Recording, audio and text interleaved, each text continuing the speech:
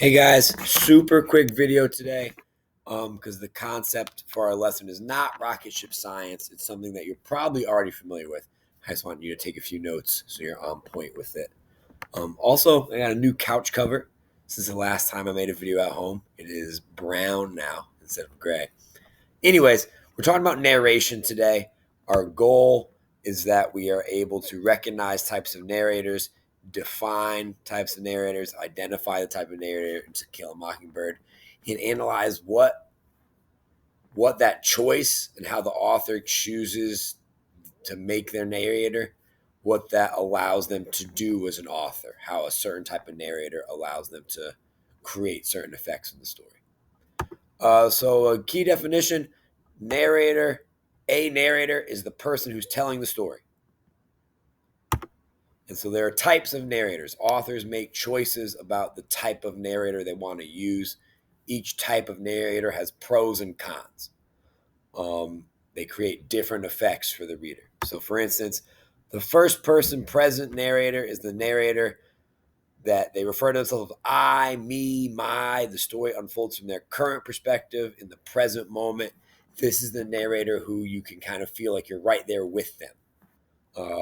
Part-Time Indian is an example of a book that uses this narrator. A first-person flashback narrator, it's a similar deal. Those same I, me, my type pronouns. Stories told from the point of view of the narrator, but of their future self. And so they're looking back on an event from their past or like their childhood. And this allows the author to reflect a little bit. Even though you're not getting that immediate perspective from someone who's living a story in the moment. Second person is super rare. You don't see second person narrators a lot, hardly ever.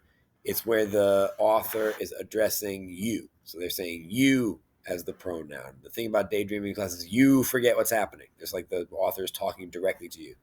It's really weird. Third person limited. This is pretty common. It's when the character is referred to by name. The pronouns are he, she, or they. But the narrator can only access their point of view and their feelings. You don't know what's going on with the other characters. It's like you're playing Fortnite and you can have that over-the-shoulder view of yourself. You can see yourself, but not what other people are doing. Harry Potter, very famous book that uses a third-person limited narrator technique. And a third-person omniscient narrator is the main character, similar to third-person limited. It, he, she, or they pronouns, so third person type pronouns. But the third person omniscient narrator is like God. They see everything, they know everything, they can tell you what every character is doing, thinking, or saying at any given moment.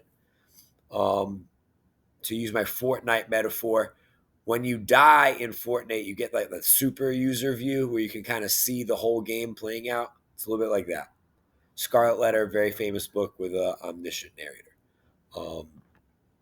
The pro of this is that you can tell a story in a really complicated way because you can have all the twists and turns and different points of view. It can be a little bit confusing for the reader.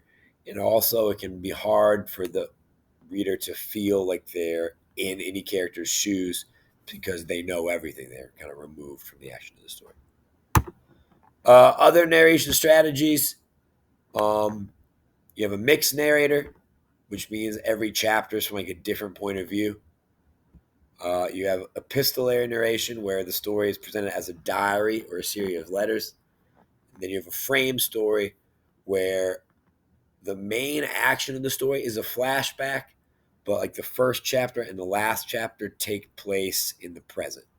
So the first chapter sets up the flashback, then you get the whole story, and in the last chapter, the end comes back to the present. A frame story, they used to be popular, but they're kind of rare now. That's it. Those are our types of narrators. I'm going to ask you now to practice a little bit by reading the first chapter of To Kill a Mockingbird and completing the Scout Narrator Organizer so we can get to know our narrator, Jean Louise Scout Finch. So good luck.